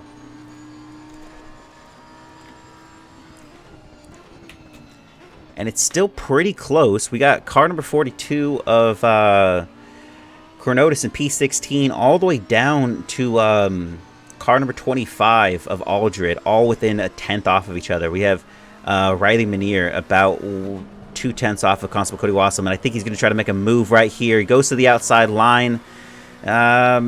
Is he going to try to hold him off? I think Cody's smart enough to keep him on that from the defensive. Oh no, he lets him by a little bit. He keeps the space, and there goes Riley Minier down that inside line.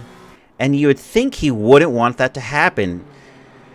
Elbows out, gentlemen. This might be qualifying, but... Oh, he has the inside line for the next corner, and that's Constable Cody Wassam. Whoa! That is a car off!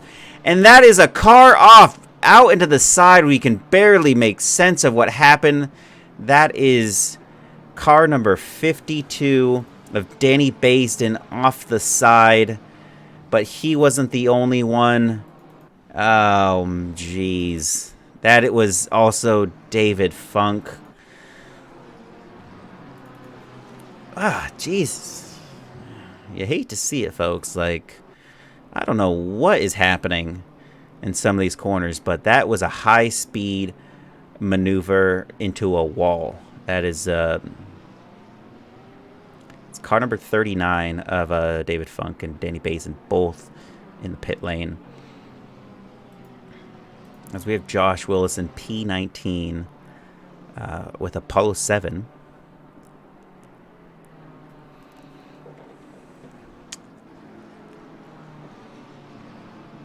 And he has Eric Ucassian in front of him. Ricardo Rivera, who was dropped down the pack in the order, is sitting at P20. As Josh goes a little wide. Is that Ricardo Rivera going to go down the inside line on Eric Ucassian? And he sticks a nose in, but not enough. And they are through there just fine. No incidents have claimed these drivers in the midfield. Oh, and that is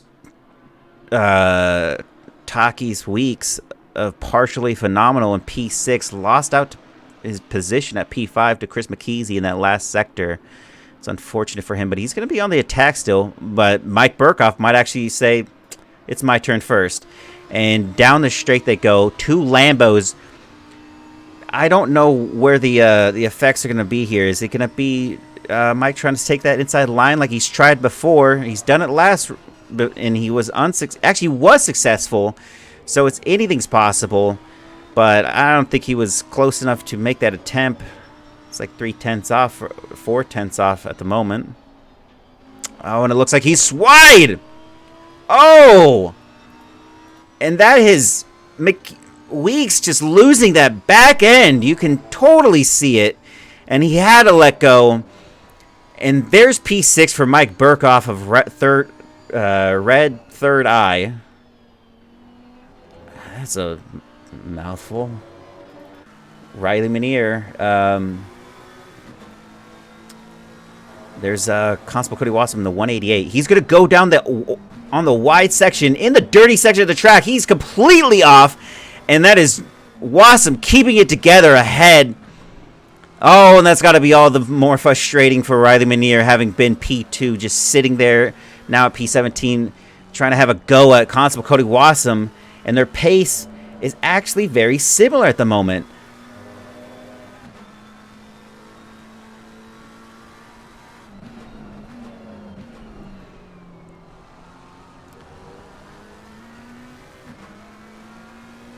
And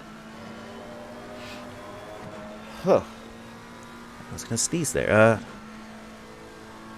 We have Wassam just keeping his car where he needs to for this defense, not letting Riley get the upper hand. And sometimes that's all that matters. We saw Baisden get held up by another driver significantly slower than him, and he just couldn't get by because, you know, car placement is half the battle.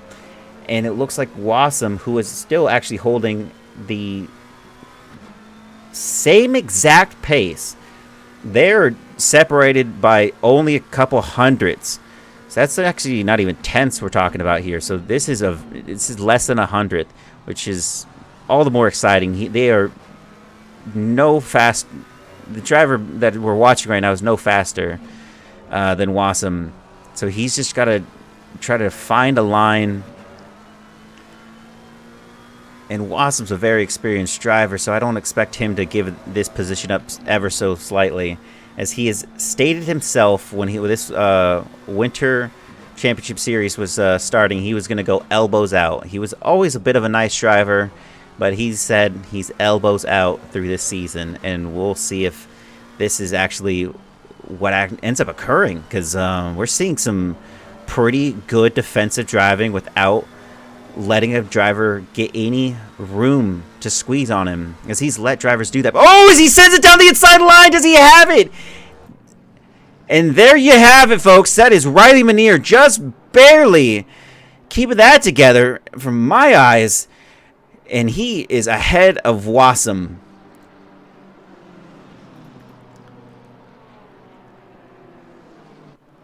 And that is Josh Willis, just a couple car lengths back, also trying to get the upper hand at Erica Cassian.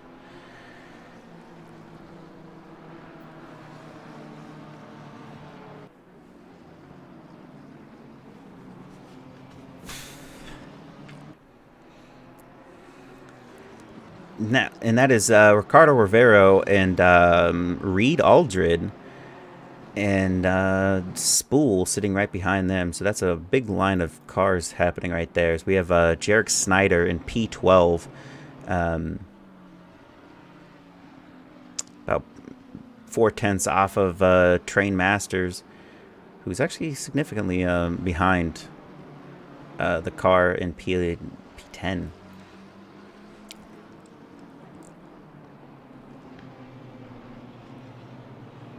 Oh, what is that? That's Ollie Raza just overtaking Jarek Snyder, and he let him do it. Yeah, Ollie Raza just ahead of Jarek Snyder. It's a gentleman's race, but you definitely don't want to just give up position that easily. He just swerved right on by.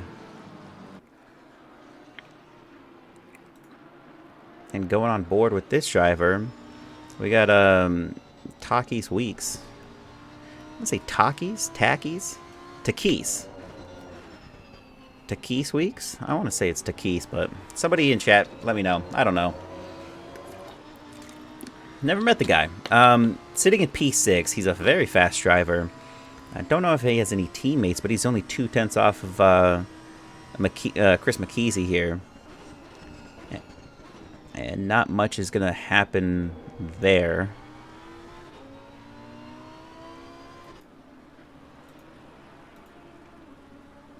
As Ollie Raza tries to have a go at, I think that's Tanner Masters. They're only separated by a 10th. And going by the scorecards here, we have the last of Ollie Raza with a 143.8 and Tanner Masters with a 144.4.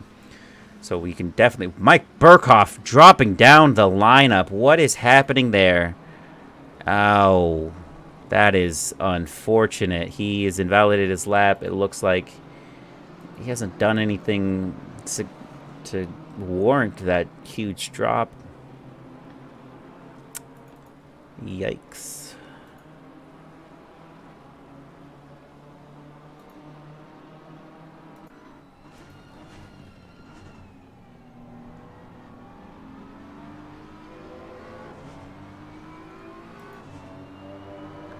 Now, there's something about these new M4s that it got added to the game. I thought we were... I mean, we are seeing a lot of them, but... That is a line that's just... It was a little scary. It looked like they were going to come together. Thankfully, he got her.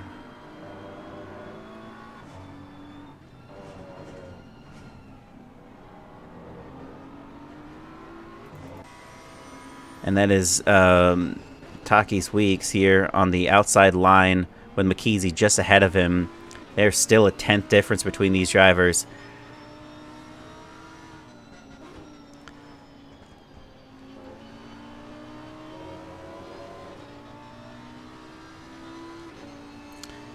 Now, it had to be said is Mike Burkhoff was the one that overtook Weeks just a couple laps ago, and he's already down there. Ed Kerstetter is still 2/10 off of Joseph Kostovich, who has still held the fastest lap. As I don't think we're going to get anybody to change that. I mean, the track is optimal, though, with the winds basically non-existent at 2 kilometers an hour, heading southwest. Track temp's pretty good. I believe everybody's kind of dialed in their temps with 11 minutes and 30 seconds left to go, and the weather not going to be changing ever that much. It's still possible for some of these drivers to push some rubber off those tires and get a better lap out of this, but he's still a 10th difference, which kind of goes hand in hand with why he's only 2/10 off of Joseph Kostovich, but with that gap, but such a small gap that he can't overcome unless I think Kostovich just has to make a mistake.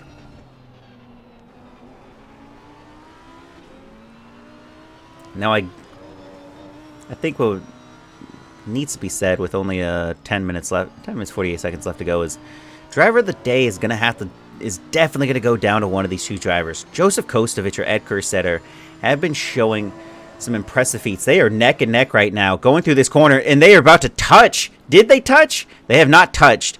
But that is Ed Kerstetter trying to go on the outside line, going for the inside line dive. There he has it. He's ahead for P1 again. And it is going to be hard to say if Kostovich is going to be able to do anything to get back at him here. I think I just answered my own question here with what just happened. Car number 747 of Tenor Masters is dropping down the leaderboard a few positions, and that's unfortunate for that driver. We have it's McKeezy and Weeks touch.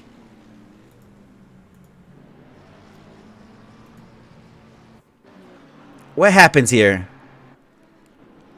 Oh no! That's just unfortunate.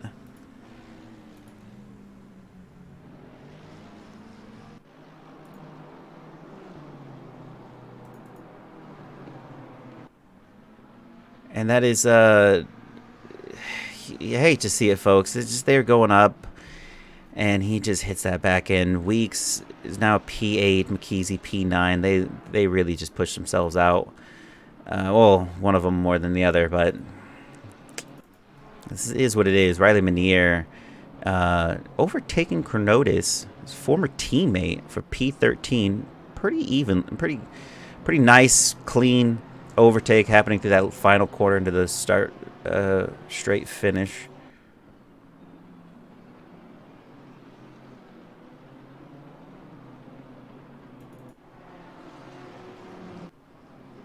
It's Mike Burkhoff maybe trying to have a go there at Eric Cassian,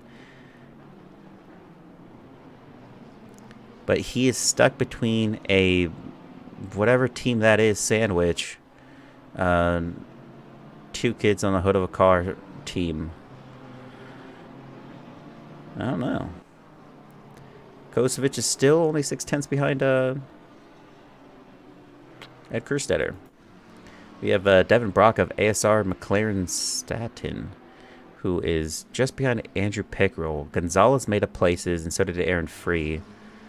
Actually, no, Aaron Free is actually still in the same position. Travis Valdez and Aaron Free haven't moved a single bit.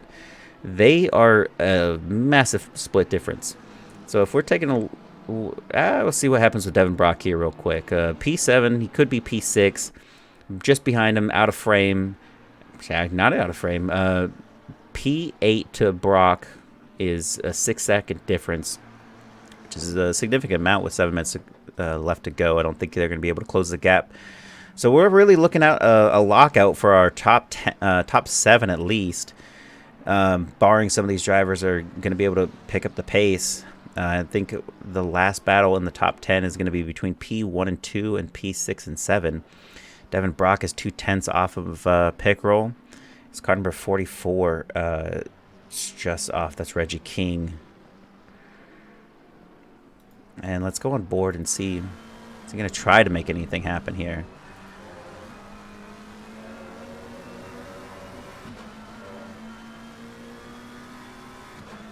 I mean, McLaren versus McLaren is the real issue here. Is you don't really have an advantage. You're just really looking at mistakes. Mistakes in racecraft. Who's getting that better line out of an exit, or it looks like they're just maintaining the same line through and through.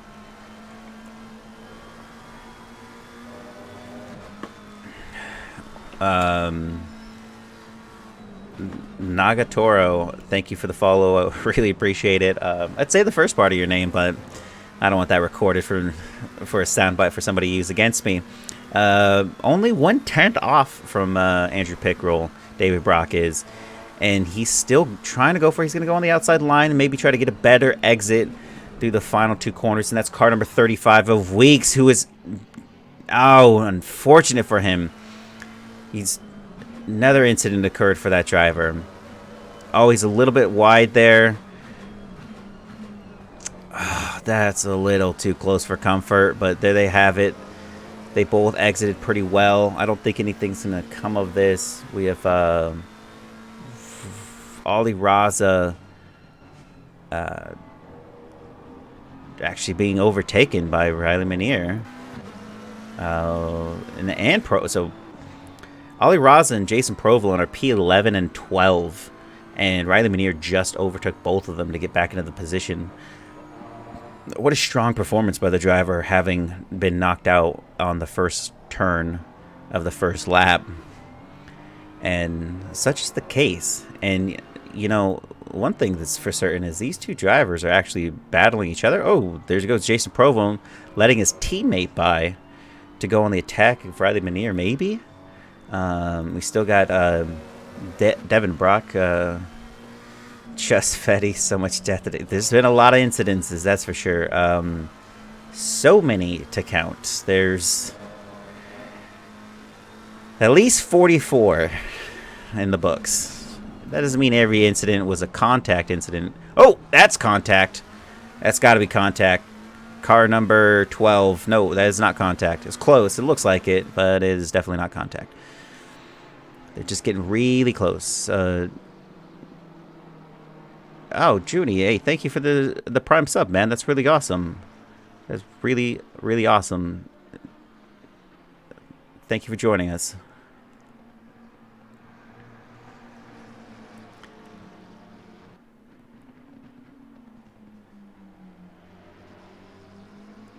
And you think it's going to get better, but they're just in the same car. And I think Devin's only shot here is he's got that slipstream, and maybe he's going to try to make a move and dive down the inside line and brake a little later and try to send it through. And you just haven't seen the driver do something aggressive like that just yet. So maybe he's not going to do that. Maybe he's just trying to see if this driver makes a mistake. Andrew Pickrell's a very smart driver. That's why he's on the Team Adidas parlay. So I don't believe Pickrell's going to be making that mistake anytime soon. They're only separated by 2/10. I mean, it's like looking at a mirror. These drivers just aren't gonna make anything occur right now. With 3 minutes left to go, if Devin wants P6, he's gonna have to take it within a very aggressive move. We did see some people setting down the inside line, but Pickrell's a smart driver, and he holds off that inside line by keeping his car in it. Doesn't get a good exit out of it, but it doesn't matter, because Devin Brock didn't get a good exit either.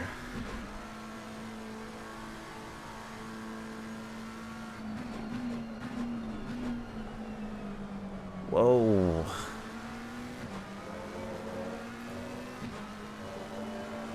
as exciting as this outcome has been. There's 34 drivers on the track, and we've seen a lot of gaps opening up. While it looks close, a full second differentiates a lot of these drivers their pace right now. Going to stay to the outside. Andrew's holding that inside line.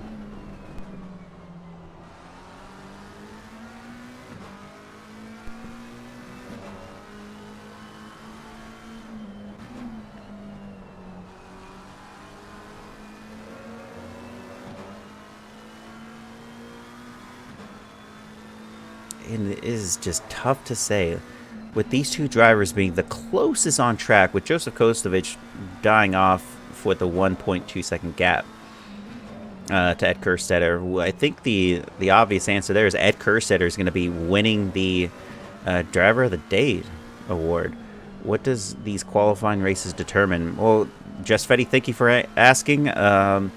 So we for the first time ever, we're doing a Pro and Am series, meaning that while every driver on track is fighting for the top overall position, we're splitting into two groups. The fastest drivers are going to be facing off the fastest drivers in the grouping, and that leaves the amateurs the ability to get out that P1, P2, P3 finish for their own championship.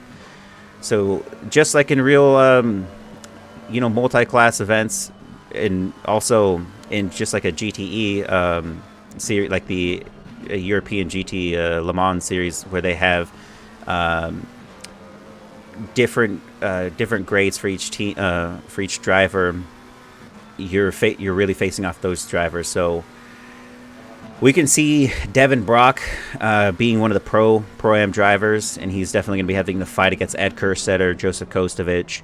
And if we go, and this is the final lap, and this is the closest battle that's happening right now. Ricardo Rivera is right on the heels of Chronotis, car number 42. They're actually neck and neck right now, going down in the final straight here in the first corner on the start-finish straight. And he has that inside line, and Ricardo Rivera goes down, and he is going to be P13. And look at that. There you have it. What a phenomenal move in the last bits of the race, as we have Ali Raza with Jarek Snyder just in front of him for P10. Ali Raza would definitely like that. He finished off the qualifying in the top 10, and he's getting back into it. He did have an incident, I believe. It's a little bit left of battles happening. So if I was to say we got like a driver, so we have 34 drivers on the lineup right now. You'd cut that in half, and you'd put, the leaders finished the race. So you'd put like let's go down to the wire here. Let's see if he's able to make anything happen. You'd put like, say, whoever's in P20 right now, if they don't have the qualifying pace to or like the lap pace that is similar to the top 15, then that's going to be the driver that starts off the amateur series. So then all those drivers that are in like P30, 28, 21, 31, all those drivers are going to be able to contest P20. So like P20 would be the amateurs P1. There's still going to be an overall, but it's really just determining who should be in which group. As we have finished this race for some of these drivers, that is Ed Kerstetter, P1, Joseph Kostovich, P2, Travis Valdez, P3, Aaron Free, P4, Gage Gonzalez, P5, Andrew Pickrell is going to take P6 as Brock takes P7, McKeesy's P8, Riley Manier is P9, Jarek Snyder P10, Ali Raza P11, Provlone goes across the line at P12. We got Ricardo Rivera at P13, Chronotis 14, Masters 15, Aldred 16, Gakassian 17, Spool 18, Weeks 19, Eric Miller just crossing the line. He is P20, Barrera 21, Geralman 22, Wassam 23, Reggie King 24, Roar 25, Baisden 26. Baisden and Funk did not have a great race, and that is just some incidents that occur, and these drivers are definitely not going to be part of the amateur series for sure, as some account will be taken in for drivers that are really fast that just didn't have great races. So this, overall, we're just trying to get a good determination for some of the newer drivers that are joining us, as Willis is Peace 26, Mike Burkhoff 27, Campbell 28, Morrison 29, Oak 30, Larson 31, Stein 30, 31, 32, Funk 32. There you have it. Let's see if I can't. Here we go. Ed Kerstetter joining me here, as he is definitely driver of the day with that fantastic race. It was such an interesting dynamic. You were biting for Kostovich there, and you finally had it go. You just kind of sent. Did you feel like you sent it, or was that calculated going into that corner in sector 2? Yeah, well, he made a mistake, so I wasn't necessarily trying to pass him there, but when he made a mistake and I got to his side, that corner is you got to have a lot of trust, and I have a lot of trust in Coasty for sure to make a pass there. And it's actually, I feel like it's easier on the outside because you have your braking and turn-in points. Your reference is pretty good, and you rarely take that from the inside line. So I knew I had an advantage, Mm-hmm. and I knew I could trust him on the inside too. So I mean, it was a little bit of a send, but I knew that if I sent it too much, I'd just slide wide, and there really was a lot to gain and little to lose there. So figured why not. Yeah, I mean, especially with the race coming down to a close, it felt like if you were gonna have any point to do it, it was gonna be in that spot. Was this race more difficult than the last, seeing how you kind of dropped down to P2 for a while? Yeah, Coasty. I had a couple mistakes first or second lap. Coasty pounced on them, got around, and then it's hard. Dirty air. It's hard to set. You know, the times you can in clean air. So I knew that was, as time was running down, he's going to have to make a mistake. So I kept trying to, size up where he's weak and then try to push him a little bit, so that he might make a mistake. And I don't think that's what happened. How I got around him, I don't think it was a pressure thing. I think he just clipped the curb or something and Mm-hmm. bounced off and got a little lucky there. But overall, good race. Yeah, well, fantastic finish, and also driver of the day of the qualifying start to the winter championship for the 2022 series. It's got to be a great feeling to have that double win for you. No, it doesn't probably count for the points, but it definitely shows that you're not going to be part of that amateur series that we got going on. Yeah, good start. To the, I guess, unofficial first race, and this one felt a little hollow. I know Danny and Riley got into it a little bit, and Riley was super strong the first race, so probably would have been a little bit different there if Riley was in the mix. Oh yeah, and Basin also in the mix. Yeah, you definitely saw it was that first corner. We was really looking at it. It's unfortunate what happened, but you're still able to get by, and it's the end result that really matters here. And it's unfortunate for them, but you fought hard and you fought well. Coasty P2. I mean, just transitioning to this, what a fantastic finish for you.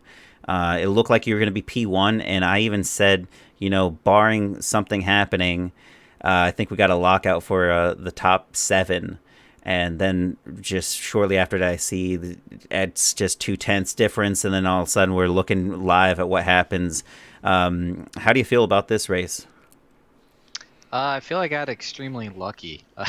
Turn 1 was just luck of the draw for me. I hugged the inside to cover it from the row behind me, and it just so happened that I had just about a car length's room to get by on the inside. I pretty much just monster trucked my way over that T1 inner curb, and then from there on in, it was just chasing Ed.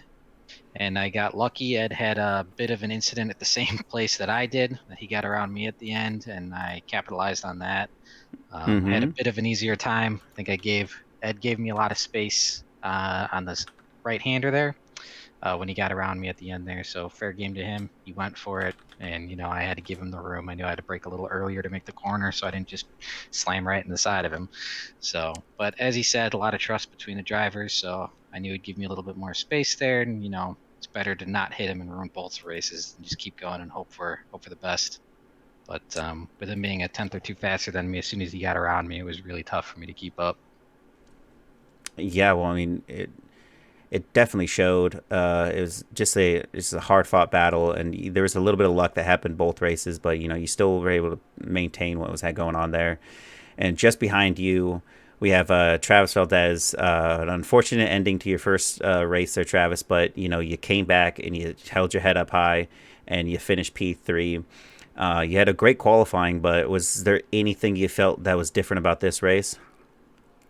No, I mean, I knew I had some pace today, and I think it was just cool to capitalize on some of the mistakes of the initial turn one. So I think it was a pretty empty race for me. Not too much going on, so was able to stay out there with Aaron right behind me. So it was all right. Yeah, and you had some really strong pace. I mean, we could definitely see that there was a little bit of gap forming from 1 2, or from 1 2 2 3 3 4, and then Aaron right behind you. What I was really surprised is Aaron's really putting some solid pace, and how he got to that. Qualifying was so strong for him. But you were able to get ahead, and you had a great race, and didn't seem like you had any issues as far as lap traffic or anything like that. Did it felt like that for you? No, absolutely not. And I think Aaron did fantastic as well. He was showing some great pace, and I think it's going to be great just to see us up there together for the team championship. So I'm happy for him. Yeah, well, congratulations. I mean, that's a good finish for you both of you guys, because your teammates. It's almost a 3-4 fit. The 3-4 finish is just as good as a 2-3 in terms of points. I think you guys are going to be a strong team championship going forward. Congratulations to all three of you. I really appreciate your time, and it was awesome. So I'm going to just thank everybody that was watching, as well as let Erica kind of take over. Thank you, Yeah, Mix. hey, Kosti, if you want to stick around for a second and maybe tell people about the Enduros and the iRacing leagues we have with 949. Yeah, for sure. So I think we're moving the Enduros that's going next weekend to a 2.4-hour format. Correct me if I'm wrong, Eric. Yep. So it'll be Yep. a solo format, 2.4 hours, and it will be, I think, very variable weather, but we'll keep that a secret to keep it a little spicy, as well as opening the pit strategy up completely. There's no required pit on anything. So the 2.4 hours, you'll have complete control over how you pit and when you pit. So that should be interesting to see how that goes, or see if some certain car choices are picked. But should be interesting. And then we also have the MX5 series for iRacing starting up shortly. I believe that's on the 18th. That's on Tuesday nights, a little bit later, so our West Coast friends can join us. But it's all free content, including the car. So all you need is the subscription to iRacing, and you can race the entire series with us. Mm-hmm. So it should be a lot of fun. MX5s are good fun. Yeah, and just Yeah. Sorry, I just wanted to say that really happy to continue this partnership with 949. They're an awesome group of guys, and clearly have some really quick guys in there as well. So very excited to see this iRacing League kick off, and really excited about the new format Enduro. I think it's going to be pretty fun to go solo for 2 hours and 40 minutes against some of the best. Yeah, should be a good time. Yeah, and just anyone that was watching, even though this was the qualifying race, there's still a chance for you to join if you end up wanting to join the series. Just let the admins know in the team recruitment section if you do end up joining the Trackless Sim Racing Discord. Absolutely. We still have tons of room for drivers, a couple of teams that are still looking for people to fill out the team. So would love to see more people out there. So it's Thursday night GT4s, for which we haven't done qualifying yet, so you could join that starting next week.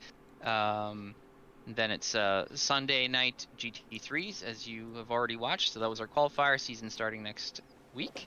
And then, in 2 weeks, I think. And then Saturday Enduros, the 2.4 Enduros with 949. And finally, the Tuesday iRacing League with 949. So very excited for all those things, and hope to see you guys out. All right. Well, thank you for joining us, everybody. We're out. Take care.